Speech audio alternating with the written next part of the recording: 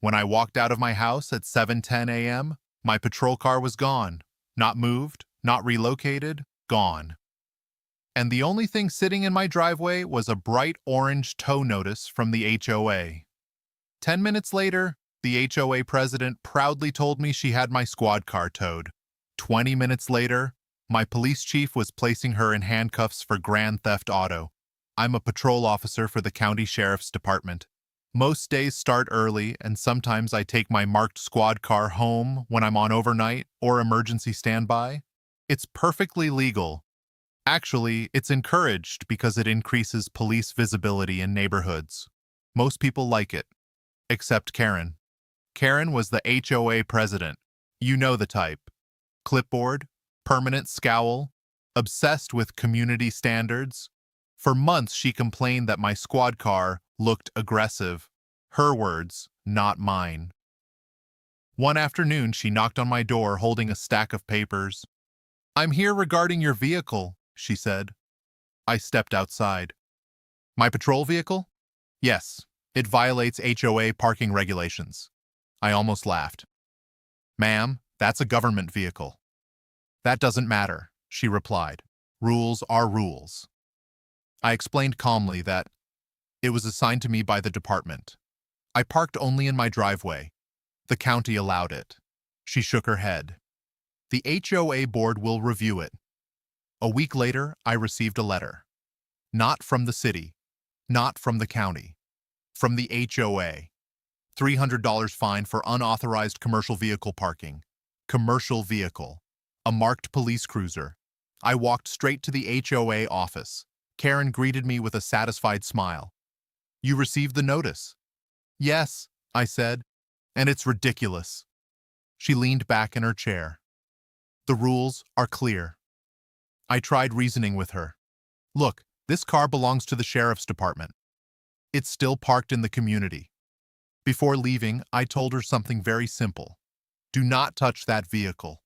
I wasn't threatening, just stating a fact, because interfering with a police vehicle is a very bad idea. She waved dismissively. "We enforce the rules here." That sentence stuck with me, because it showed exactly how she saw things.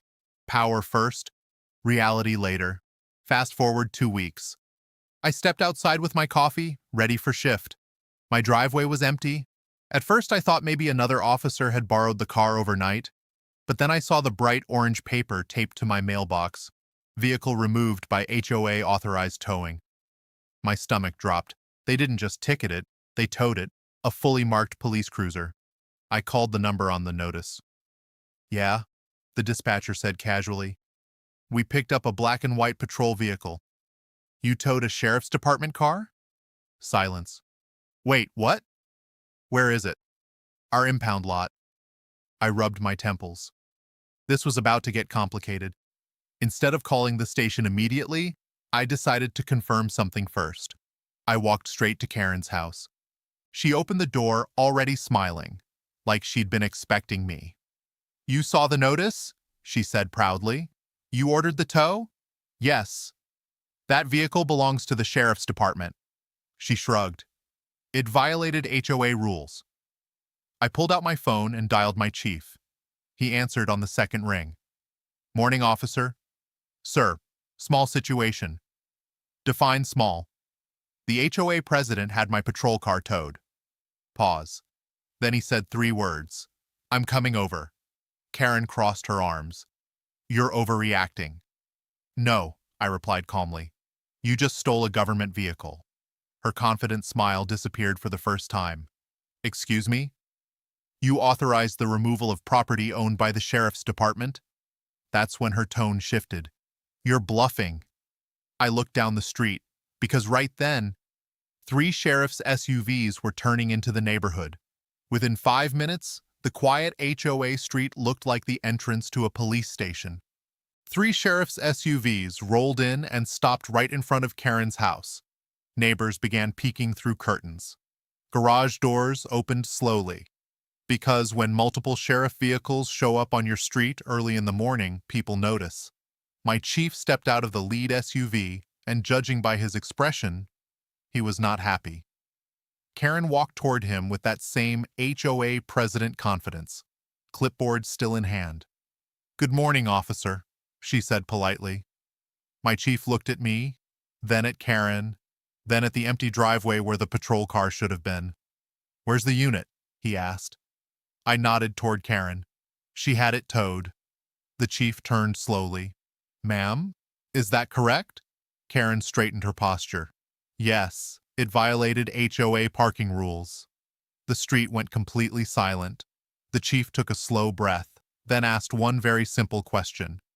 "You ordered a tow on a marked sheriff's patrol vehicle?" "Yes." "Without contacting the department?" "Yes." "And you believed that was legal?" Karen crossed her arms. "No one is above HOA rules." One of the deputies behind the chief quietly whispered, "Oh boy." The chief pulled out his phone immediately.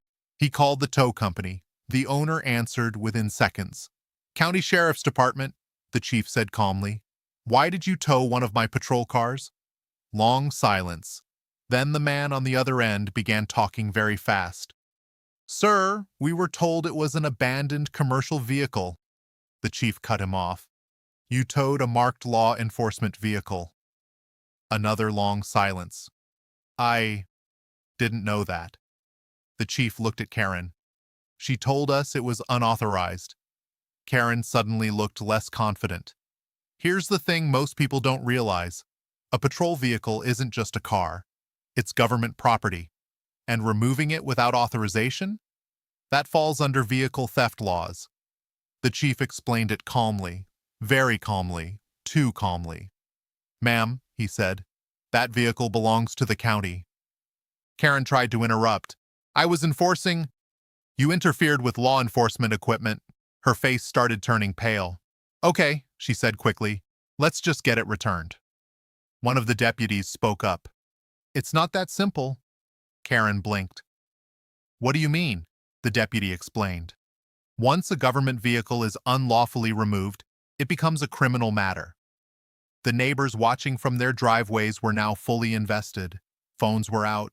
Everyone was recording, Karen noticed. And suddenly the confidence was completely gone. About 20 minutes later, the tow truck came flying down the street. The driver jumped out before the truck even stopped. "I'm so sorry, officer," he said. My squad car was still strapped to the flatbed. Lights, decals, everything. Seeing a marked police car on a tow truck in a quiet HOA neighborhood looked surreal. The driver started unhooking it as fast as humanly possible. Once the car was back in my driveway, the chief walked over to Karen. "Ma'am, I need to ask you something." She nodded nervously. "Did you authorize the towing of that vehicle?" "Yes, but did you sign the tow request?" "Yes." He looked at the deputies. That's when the tone changed completely. "All right." He nodded once. "Place her under arrest."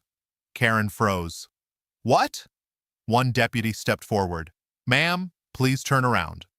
Karen looked stunned. "You can't arrest me. I'm the HOA president." The deputy didn't even react. "Turn around." Neighbors gasped. Phones kept recording. Karen's hands were placed behind her back. The cuffs clicked shut, and the chief said the words that ended the entire situation. "You're being arrested for grand theft auto involving government property." When the handcuffs clicked, the entire street went dead quiet. A few seconds earlier, neighbors had been whispering and recording. Now, everyone just stared. Karen looked completely stunned. "I didn't steal anything!" she shouted. "My HOA had it towed!" The deputy calmly guided her toward the patrol SUV. "Ma'am, you authorized the removal of a government vehicle." "That's theft." Karen shook her head wildly. "This is ridiculous." But nobody argued with the chief, and nobody stopped the arrest. Karen had probably imagined herself enforcing rules, issuing fines, writing violation notices. Instead, she was sitting in the back of a sheriff's vehicle with her hands cuffed. Neighbors stood in their driveways, watching the entire thing. Phones out, videos rolling. One of the deputies gently closed the door, and just like that, The most powerful person in the HOA was now a suspect in a criminal case. Within hours, the neighborhood Facebook group exploded. Someone had uploaded the video. Title: HOA president arrested after towing police car. The comments section turned into chaos. Some residents were shocked, others weren't surprised at all. Apparently, Karen had been issuing fines for everything. Trash cans left out too long, holiday decorations, lawn length, parking violations. But towing a police cruiser? That was a whole different level. The tow company owner called the department that same afternoon. He sounded terrified. He explained that Karen had signed official paperwork saying the vehicle was an unauthorized commercial vehicle violating HOA rules. The chief listened quietly, then said something very simple. You should have verified before towing a marked law enforcement vehicle. The tow company immediately suspended the driver involved. They were lucky, because the real legal responsibility fell on the person who ordered the tow, Karen. That evening, the HOA board held an emergency meeting. Word had spread across the entire neighborhood. Residents packed into the clubhouse. The board members looked stressed, because now they had a massive problem. Their president had just been arrested, and the entire situation was going viral locally. One homeowner stood up and asked the obvious question: did the board approve towing a police car? The room went silent. Finally, another board member spoke. No. The vice president of the HOA took over the meeting. He explained something important. Karen had acted on her own authority. The board never approved the tow. The board never approved enforcement against the patrol vehicle. Karen simply decided to do it. That meant the HOA itself might avoid legal consequences. But Karen personally, she was in serious trouble. Over the next few days, the situation became clear. The official charge was grand theft auto involving government property, which sounds dramatic, but legally, it's straightforward. She ordered the removal of a vehicle she did not own, a government vehicle, without authorization. That's enough to start a criminal case.